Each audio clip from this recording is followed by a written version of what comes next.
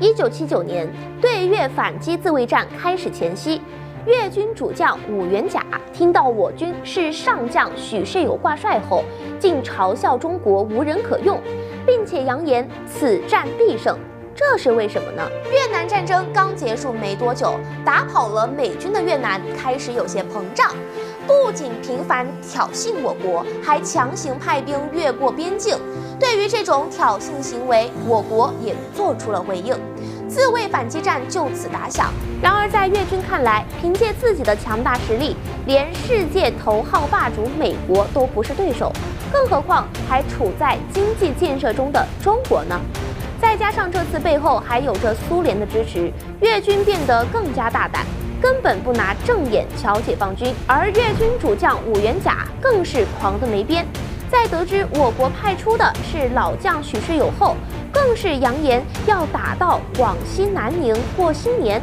面对伍元甲的这一举动，越军的参谋们十分困惑，因为他们了解过许世友的指挥实力，所以还是比较忌惮的。但伍元甲却因为许世友的74岁高龄而开始狂妄自大，可能让越军参谋都如此忌惮的老将，怎么可能没有点英勇事迹呢？对越自卫反击战派出许世友，其实是中央经过深思熟虑的，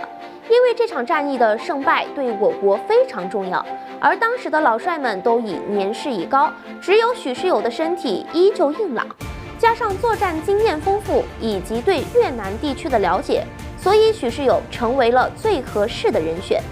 早在抗日战争时期，针对蒋介石制造的血腥的皖南事变，许世友首先拿国民党胶东9区的专员蔡进康开刀，指挥部队兵分3路合围崖山，只用3天时间就解决了战斗。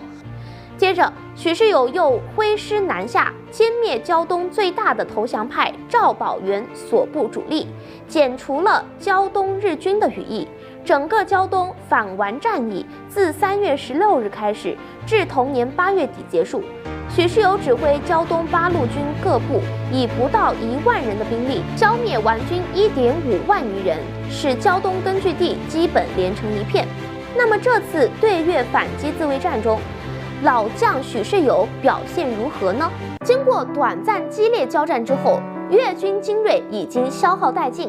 伍元甲面对实力如此强悍的中国解放军，顿时慌了神，只能落荒而逃，退到了同登1线驻防。伍元甲本想利用法国人当年修建的永备工事来对付解放军，没想到却被许世友一眼看穿。幸好许世友之前就了解这里的情况，否则我国解放军必定损失惨重。在许世友的全面考虑下，决定对越军进行猛烈轰炮。在短短15分钟内，越军的阵地瞬间被炮火炸平。随后，经过谨慎观察后，才敢派出地面部队猛冲过去。最终在许世友的领导下，我国解放军最终拿下了飞虎团的指挥部。这场对越自卫反击战中，英勇的我国解放军已经一路打到凉山地区，直逼越南的首都河内。但是当时我国只是为了给越南一个教训，党中央最终下达撤退命令。毕竟这是一场对越自卫反击战，而不是侵略战争。对越自卫反击战不仅维护了国家领土主权，还一定程度上提高了中国在国际上的地位，让世界再一次见到中国解放军的实力。